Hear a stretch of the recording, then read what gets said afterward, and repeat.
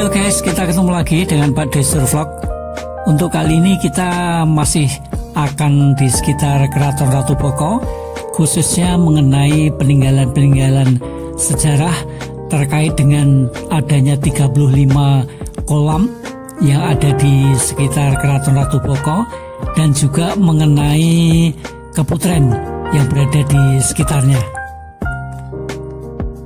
Peninggalan Keraton Ratu Boko itu tidak hanya sekedar gapura atau gapura yang begitu fenomenal dengan keindahannya, ada juga yang mengenai candi pembakaran, kemudian ada juga paseban, ada gua lanang, kemudian ada kolam dan juga keputren.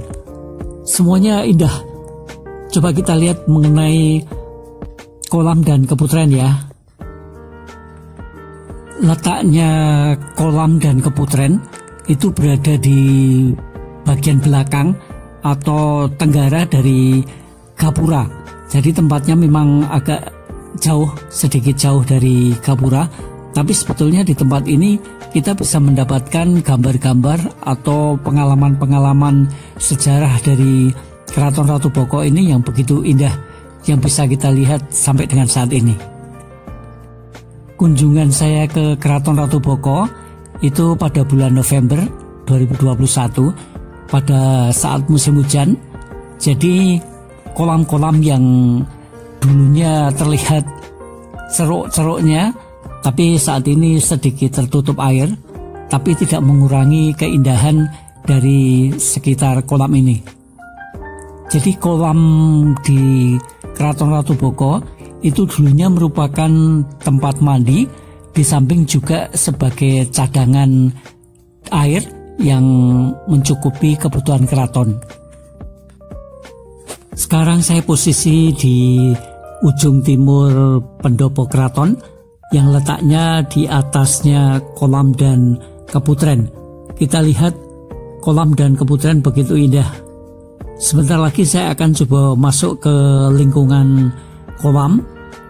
Kita lihat terlebih dahulu kolam-kolam dari kejauhan. Kolam di sisi utara itu ada 7 lubang, dan yang di sebelah selatan ada 28 lubang. Lingkungannya begitu hijau di sisi utara ini dan tampak sunyi. Kedalaman kolam ini antara setengah meter sampai dengan lebih 5 meter. Jadi kita perlu hati-hati, jangan buru-buru dan fokus, karena lingkungan ini boleh dibilang ya cukup sunyi dan dingin. Assalamualaikum. Mohon izin untuk masuk ke kolam, sekitar kolam Bisi, Derek Langkung.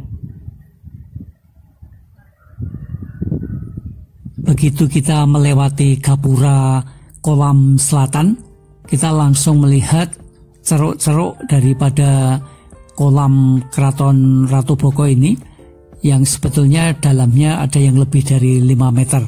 Jadi kita harus hati-hati. Sangat kontras apabila kita bandingkan dengan saat musim kemarau yang airnya hanya sedikit, sehingga permukaan ceruk-ceruk kolamnya kelihatan jelas. Tapi saat ini pun juga pemandangan cukup bagus. Jadi kalau untuk foto-foto masih oke lah. Dan sekarang kita masuk ke lingkungan keputren ya guys ya. Keputren itu yang berada di paling belakang atau paling tenggara dari lingkungan Keraton Boko. Di sini terlihat ada 2 batur terbuat dari susunan batu-batu andesit. Kemudian ini juga ada cukup banyak umpak yang merupakan penyangga tiang bangunan, dan menurut cerita ini adalah umpak-umpak penyangga tiang kayu, mungkin beratap sirap atau apa, saya juga tidak tahu. Teman-teman yang belum pernah ke kolam atau ke Ratu Boko, saya rekomendasikan untuk bisa berkunjung ke Keraton Ratu Boko ini, karena komplek ini betul-betul indah di semua objek loh. dimulai dari Gapuro sampai dengan ujung timur, itu banyak yang bisa kita saksikan keindahannya. Oke guys, sampai di sini ya kunjungan kita ke Keraton Ratu Boko, khususnya mengenai kolam dan keputren. Oke, thank you guys, bye bye.